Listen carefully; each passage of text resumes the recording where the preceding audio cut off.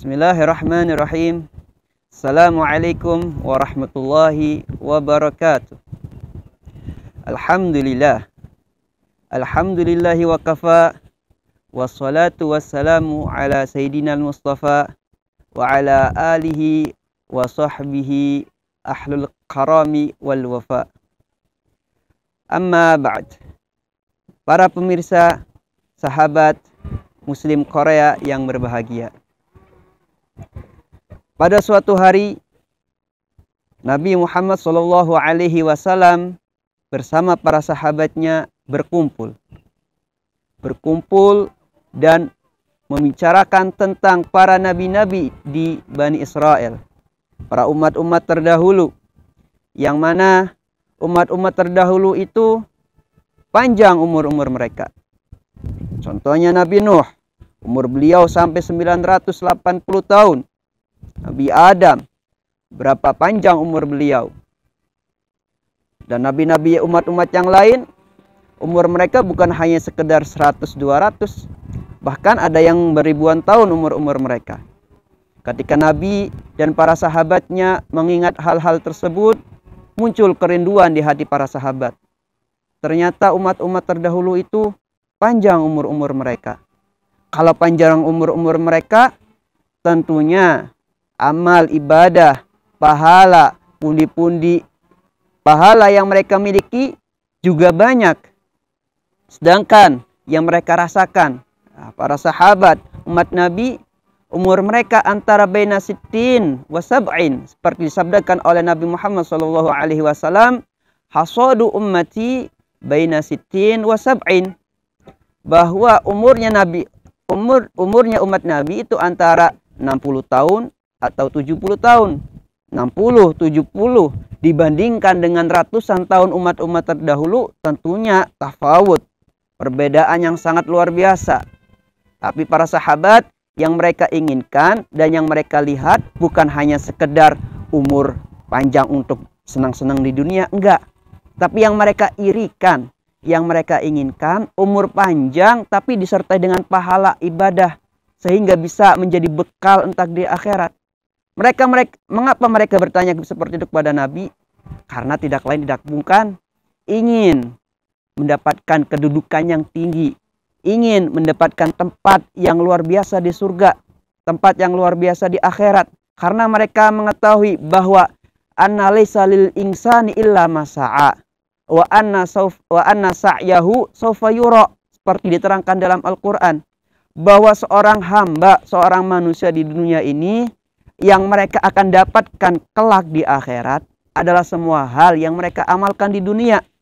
Amal mereka di dunia banyak, begitu juga pahala mereka di dunia akan banyak.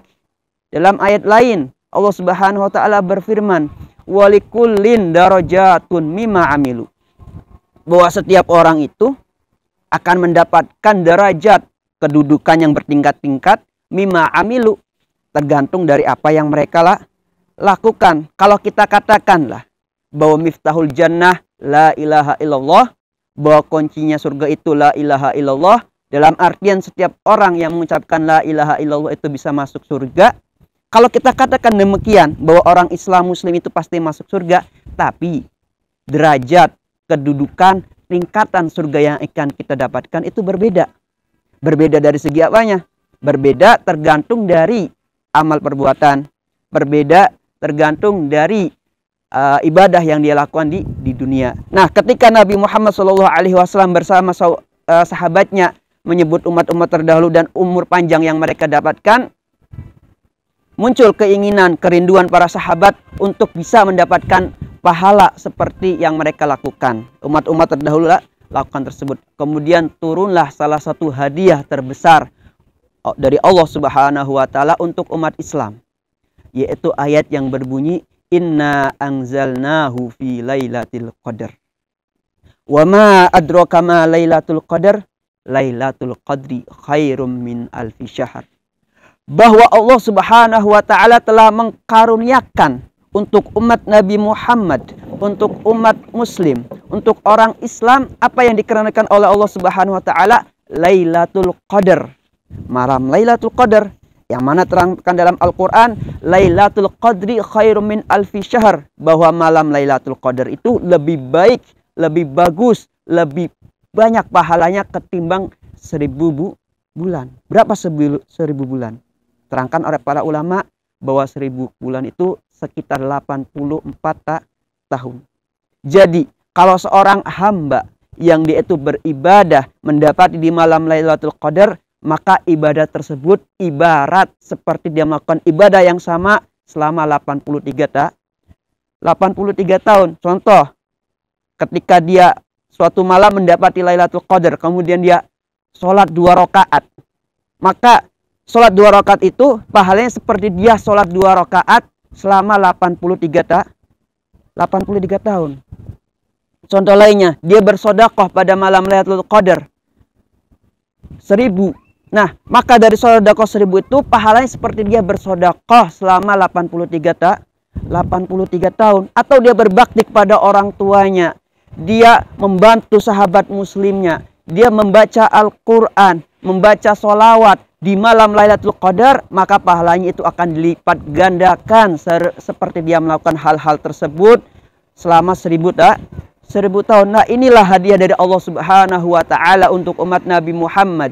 Sehingga umat Nabi Muhammad, meskipun umur mereka sedikit, umur mereka itu antara sitin wa sab'in, 60 ke 70, tapi dengan Lailatul Qadar tersebut mereka bisa mengungguli umur-umur umat terdahulu. Sehingga dengan jangka waktu, jangka kerja yang sedikit, ya, cuma 60 tahun, tapi hadiah ongkos dan gaji yang diberikan oleh Allah Subhanahu wa Ta'ala itu seperti orang yang bekerja berbulan-bulan, seperti orang yang berusaha bertahun-tahun. Nah, ini salah satu rahmat Allah Subhanahu wa Ta'ala yang diberikan oleh Allah Subhanahu wa Ta'ala kepada umat Nabi Muhammad. Dan Lailatul Qadar itu para ulama mengatakan bahwa Lailatul Qadar sering terjadi di bulan Ramadan.